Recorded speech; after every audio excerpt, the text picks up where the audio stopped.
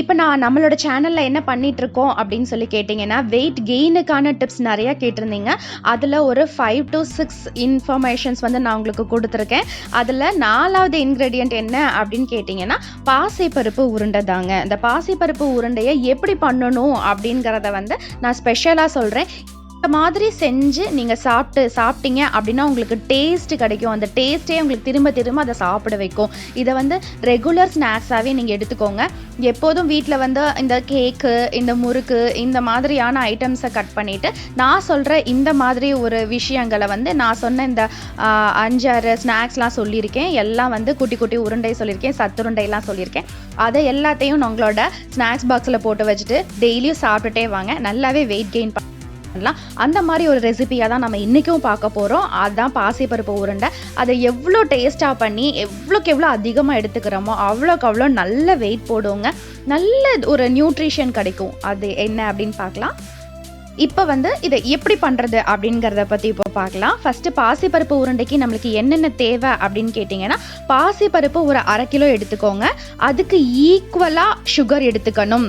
ஜீனி அப்படின்னு சொல்கிறீங்கல்ல, அந்த ஜீனியை வந்து ஒரு 1/2 kg எடுத்துக்கோங்க. ஏலக்காய் ஒரு 2 எடுத்துக்கோங்க போதும்.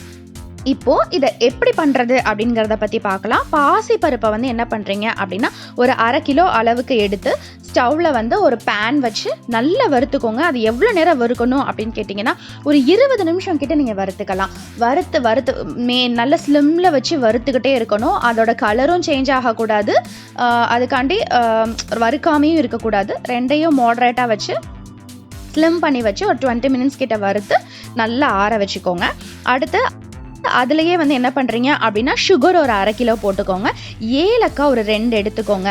இந்த ஏலக்காய் வந்து நம்ம நினைக்கிறோம் நல்ல ஒரு ஸ்மெல் வரும்பா, எந்த ஸ்வீட் பண்ணாலும் நம்ம வந்து ஏலக்காய் போட்டோம்னா பயங்கரமாக ஸ்மெல் வரும். அந்த ஃப்ராக்னன்ஸ்க்காக தான் வந்து, அந்த ஒரு ஸ்மெல்லுக்காக, ஸ்வீட்டோட ஸ்மெல் கொடுக்கறதே வந்து ஏலக்காய் தான் அப்படின்னு தான் எல்லாருமே ஒரு பக்கத்தை மட்டும் தான் யோசிப்பாங்க. அதை இல்லைன்னு சொல்ல மாட்டேன், அதுவும் ஒரு ரீசன் தான். இனி ஏலக்காய் ஏன் ஆட் பண்ணுறோம் அப்படின்னா, மெயினான ஒரு பாயிண்ட் இருக்குங்க. அந்த ஏலக்காயில் டைஜஷன் சிஸ்டம் ஒர்க் பண்ணுறத வந்து ரொம்ப கூட்டும், அதிகப்படுத்தும். நம்ம டைஜஷன் சிஸ்டமை வந்து நல்ல ப்ராப்பராக ஒர்க் பண்ணுறதுக்கு இது ஒரு பர்சன்டேஜ் வந்து வேலை பார்க்குது அப்படிங்கிறது தாங்க உண்மை. இதுவும் உண்மைதான். அப்புறம் என்ன அப்படின்னா, அந்த பாசிப்பருப்புன்னு எல்லாருமே செய்கிறோம். நம்ம முன்னாடிலாம் பார்த்தீங்கன்னா டிஃபனில் எல்லாத்துலேயுமே பாசிப்பருப்பு சேர்ப்போம். ஏதாவது ஒரு ஃபங்க்ஷன் அப்படின்னா ஒரு பாசிப்பருப்பு பாயாசம் வைப்போம், அதில் பால் ஆட் பண்ணி. அதுவும் வந்து ஒரு சத்தான விஷயம்தான். அதே மாதிரி வீட்டில் வீக்லி ஒன்ஸ் என்ன பண்ணுவோம் அப்படின்னா, வெண்பொங்கல் போடுவோம். அந்த வெண்பொங்கல்லையும் பாசிப்பருப்பு போடுவோம். ஏன் அப்படின்னா அதில் வந்து நியூட்ரிஷன்ஸ் ஜாஸ்தியாக இருக்குங்க. என்னங்க நியூட்ரிஷன் இதில் வந்து நியூட்ரிஷன் வந்து பயங்கர ரிச்சாக இருக்குது அப்படின்னு சொல்லி எல்லாருமே சொல்லுவாங்க. நீங்கள் பீன்ஸ் எடுத்துக்கோங்க, அதில் நியூட்ரிஷன் இருக்குது. நீங்கள் வந்து நிறைய வந்து நட்ஸ் எடுத்துக்கோங்க, அதில் நியூட்ரிஷன் இருக்குது. இதை வந்து கொடுங்க, குழந்தைங்களுக்கு வந்து நியூட்ரிஷன் சேரும். இதில் வந்து ரிச் நியூட்ரிஷன் வந்து ரொம்ப ரிச்சாக இருக்குது இந்த ஃபுட்டில் அப்படின்னு எல்லாருமே பரவலாக பேசுவீங்க. அந்த நியூட்ரிஷன் அப்படிங்கிறது எல்லாத்துக்குமே தெரியும். அது என்ன அப்படின்னு சொல்லி கேட்டிங்கன்னா, கரெக்டான தமிழ் வார்த்தை என்ன அப்படின்னு கேட்டிங்கன்னா, ஊட்டச்சத்து தாங்க. அந்த ஊட்டச்சத்துனா என்ன அப்படின்னு சொல்லி கேட்டிங்கன்னா, அந்த நியூட்ரிஷனுக்குள்ளே என்னென்னலாம் வந்துடும் அப்படின்னு கேட்டிங்கன்னா, ப்ரோட்டீன் வந்துடும், ஃபேட் வந்துடும், கார்போஹைட்ரேட்ஸ் வந்துடும், விட்டமின் வந்துடும், மினரல் வந்துடும். ரொம்ப ரொம்ப முக்கியமான விஷயம், இந்த ஃபேட்டி ஆசிடுங்கிறது நல்லாவே ஜென்ரேட் ஆகும். நல்ல ஃபேட்டி ஆசிட் வந்து இதில் ஜென்ரேட் ஆகும்.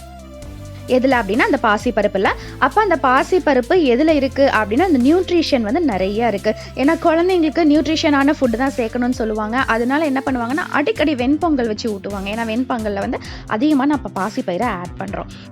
ஸோ இந்த மாதிரியான நல்ல நல்ல விஷயங்கள் எல்லாமே இந்த பாசிப்பயிரில் இருக்குது.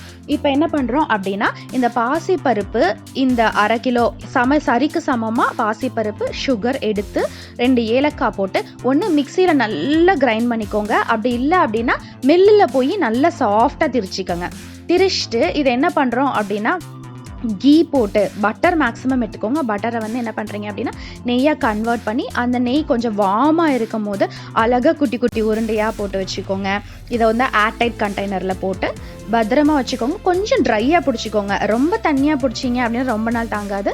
நல்லா ட்ரையாகவே பிடிச்சி அழகாக உருண்டையாக வச்சுக்கிட்டீங்க அப்படின்னா ரொம்பவே டேஸ்டியாக இருக்கும். சாப்பிட்டு பாருங்கள், குழந்தைங்களுக்கு கொடுப்பாங்க.